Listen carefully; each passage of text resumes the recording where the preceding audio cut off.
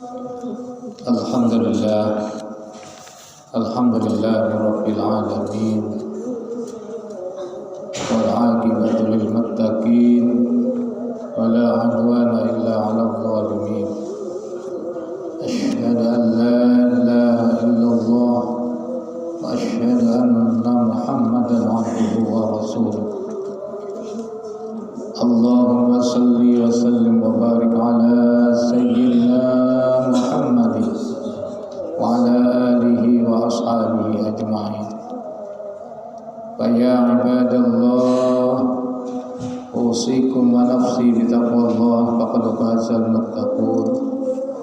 Wa qala Allah ta'ala fil Qur'anil Karim, a'udzu billahi minasy syaithanir rajim. Bismillahirrahmanirrahim. Ya ayyuhalladzina amanu taqullaha haqqa tuqatih wa la tamutunna illa wa antum muslimun. Shadaqallahul azim. Ma'asyiral muslimin, sidang Jumat yang dimuliakan oleh Allah Subhanahu wa taala. Puji dan syukur mari kita panjatkan kehadirat Allah Subhanahu wa taala dengan mengucapkan alhamdulillahirabbil alamin. Saat ini kita berada di bulan Dzulqa'dah, salah satu Ashhurul Hurum, salah satu dari 4 bulan mulia yang dimuliakan oleh Allah Subhanahu wa taala, yang dijanjikan lipat ganda bagi amal kebaikan. Oleh karena itu, mari kita manfaatkan Ashhurul Hurum Dzulqa'dah ini untuk meningkatkan iman dan takwa kepada Allah Subhanahu wa taala. Demikian juga saat ini saudara-saudara kita sedang mempersiapkan untuk pemberangkatan ibadah haji. Kita doakan semoga saudara-saudara kita mendapatkan keberkahan, keselamatan dan meraih haji yang mabrur, diterima oleh Allah Subhanahu wa taala. Hadirin rahimakumullah, salawat dan salam semoga tetap tercurahkan kepada junjungan kita Nabi besar Muhammad sallallahu alaihi wasallam serta keluarganya, sahabatnya dan seluruh pengikutnya hingga yaumil qiyamah. Hadirin rahimakumullah, sebagai khatib dalam kesempatan ini berwasiat khususnya untuk pribadi khatib, umumnya untuk kita semua, marilah kita tingkatkan keimanan dan ketakwaan kita kepada Allah Subhanahu wa taala.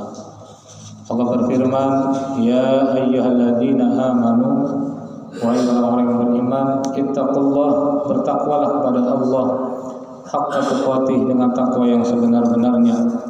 Wala tamutunna, dan janganlah sekali-kali meninggal dunia illa wa antum muslimun, kecuali meninggal dalam keadaan muslim, berpasrah diri kepada Allah Subhanahu wa taala. Semoga kita kelak ketika menghadapi kematian mati dalam keadaan husnul khatimah. Amin ya rabbal alamin. Jamaah sekalian rahimakumullah, di dalam riwayat hadis dikatakan bahwa ketika seseorang telah dibaringkan di dalam kuburnya dan para pengantar telah meninggalkannya, maka datanglah 2 malaikat, yaitu Munkar dan Nakir. Lalu dia membangunkan, kemudian menanyakan tentang 3 pertanyaan pokok. Siapa Tuhanmu, apa agamamu, dan siapa nabimu? Hadis tersebut sebagaimana riwayat Al-Barra bin Azib, fayatihi malakani syadidal intihaz fayantahizanihi fayujlisanihi fayaqulani lahu man rabbuka ma dinuka man nabiyuka. Dalam beberapa riwayat dikatakan juga ketiga pertanyaan itu dikembangkan sehingga berjumlah menjadi 6 pertanyaan. Man rabbuka, siapa Tuhanmu?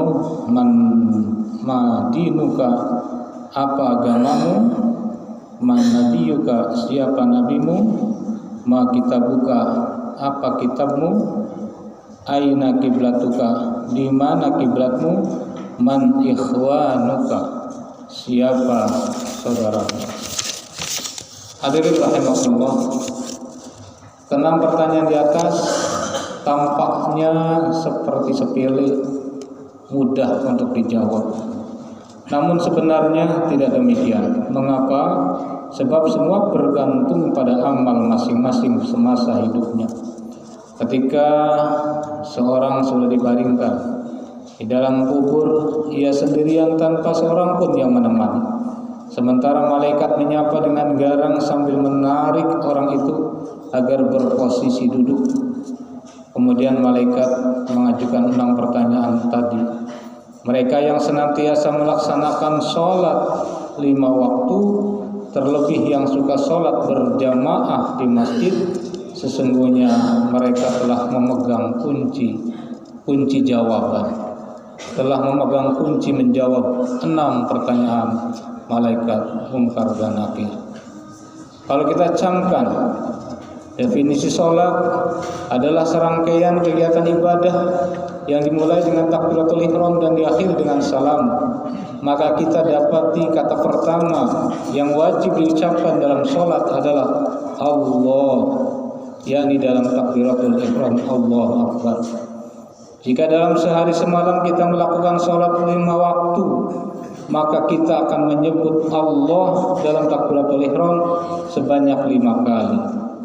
Jika takbiratul ihram ditambah dengan takbir-takbir yang lain seperti takbir sebelum ruku, sebelum sujud dan sebagainya, maka dalam sehari semalam kita menyebut Allah sebanyak 68 kali. Itu belum termasuk yang kita sebut dalam sholat sunnah. Singkatnya, orang yang taat menjalankan perintah sholat, maka ia akan terbiasa mengucapkan Allah. Kaitannya dengan pertanyaan pertama di atas, seseorang yang semasa hidupnya senantiasa melaksanakan kewajiban sholat, kemudian di alam kubur ditanya oleh malaikat, man rabbuka, maka dia akan mudah menjawab, Allahu Rabbi, Allah Tuhanku. Karena ia terbiasa menyebut Allah setidaknya 68 kali dalam sehari semalam. Bayangkan mereka yang malas sholat, apalagi tidak pernah sholat sama sekali, tentu mereka akan mengalami kesulitan mengucapkan lafaz Allah, menjawab pertanyaan malaikat. Na'udzubillah min dzalik. Hadirin yang dimuliakan oleh Allah SWT. Terhadap pertanyaan kedua, madinuka, apa agamamu? Seorang yang semasa hidupnya senantiasa melaksanakan kewajiban sholat, ketika di dalam kubur ditanya madinuka, apa agamamu? Maka dengan mudah ia akan menjawab, al-islamu dini, Islam adalah agamaku. Karena dalam konteks sekarang hanya Islam satu-satunya agama yang memerintahkan melaksanakan sholat. Terhadap pertanyaan yang ketiga, man nabiyuka, siapa nabimu? Seseorang yang senantiasa melaksanakan kewajiban sholat, tentu dengan lancar dia dapat menjawab pertanyaan itu. Karena di dalam sholat 5 waktu setidaknya kita menyebut nama Nabi Muhammad sebanyak 10 kali dalam sehari semalam, yakni dalam bacaan tahiyat atau tasyahud akhir, yaitu asyhadu an la ilaha illallah wa asyhadu anna Muhammadar Rasulullah, dan di dalam bacaan salawat Allahumma shalli ala sayyidina Muhammad. Jumlah itu belum termasuk yang dibaca dalam tasyahud awal dan bacaan salawat dalam rakaat kedua dalam salat zuhur, asar, maghrib dan isya yang jumlahnya 15, sehingga seluruhnya berjumlah 25. Oleh karena itu, seseorang yang semasa hidupnya senantiasa melaksanakan sholat, ia akan mudah menjawab pertanyaan, man nabiyuka, siapa nabimu? Dia akan menjawab dengan lancar, Muhammadun Nabi, Nabi Muhammad adalah nabiku. Karena setiap hari selalu menyebut nama Nabi Muhammad sallallahu alaihi wasallam. Hadirin rahimakumullah. Terhadap pertanyaan ketiga, terhadap pertanyaan keempat, ma kitabuka, apa kitabmu? Seseorang yang senantiasa melaksanakan kewajiban sholat tentu dapat menjawab pertanyaan itu dengan jawaban Al-Qur'anu kitabi. Kitabku adalah Al-Quran. Karena di dalam sholat terdapat rukun yang mengharuskan seorang yang sholat membaca surah pertama dalam Al-Quran, yaitu suratul Fatihah. Seseorang yang melakukan sholat tanpa membaca surat Al-Fatihah dalam setiap rakaat, maka sholatnya tidak sah, kecuali bagi makmum masbuk yang di rakaat pertama tak selesai membacanya karena waktu tak tercukupi. Selain Al-Fatihah, tentu ada ayat-ayat yang lain yang dibaca di dalam sholat. Hadirin rahimakumullah. Kemudian terhadap pertanyaan yang kelima, aina kiblatuka? Di mana kiblatmu? Seseorang yang senantiasa melaksanakan kewajiban sholat tentu akan mudah menjawab pertanyaan malaikat dengan jawaban Al-Ka'batu kiblati. Ka'bah adalah kiblatku. Karena orang yang senantiasa melaksanakan kewajiban sholat akan menghadap ke Ka'bah sebanyak 5 kali sehari. Jika ditambah dengan sholat-sholat sunnah, tentu frekuensinya lebih tinggi lagi. Hadirin yang dimuliakan oleh Allah Subhanahu wa taala. Kemudian terhadap pertanyaan yang keenam, man ikhwanuka? Siapa saudaramu? Seseorang yang senantiasa melaksanakan kewajiban sholat 5 waktu sehari semalam dengan berjamaah di masjid, tentu dia akan mudah menjawab pertanyaan itu dengan jawaban al-muslimuna wal muslimatu ikhwani. Muslimin laki-laki dan muslimat perempuan adalah saudara-saudaraku. Hadirin rahimakumullah. Jawaban dari pertanyaan ke-6 ini memang memiliki keterkaitan langsung dengan masjid, karena tempat suci ini merupakan tempat berkumpulnya kaum muslimin dan muslimat untuk melaksanakan sholat berjamaah. Seseorang yang senantiasa membiasakan diri dengan sholat berjamaah di masjid tentu akan ingat saudara-saudara seiman yang berjamaah sholat bersamanya, walaupun mungkin tidak tahu namanya satu persatu. Tidak mungkin atau sangat kecil kemungkinannya orang non-muslim melakukan sholat, apalagi dilakukan di masjid. Masyarul muslimin rahimakumullah, dari uraian di atas dapat kita lihat dengan jelas bahwa ada hubungan erat antara sholat, masjid, dan kelancaran menjawab 6 pertanyaan dalam kubur yang meliputi siapa Tuhanmu, apa agamamu, siapa nabimu, apa kitabmu, di mana kiblatmu, dan siapa saudara-saudaramu. Orang yang senantiasa melaksanakan kewajiban sholat, apalagi dengan berjamaah di masjid, insya Allah tidak akan mengalami kesulitan menjawab semua pertanyaan tersebut.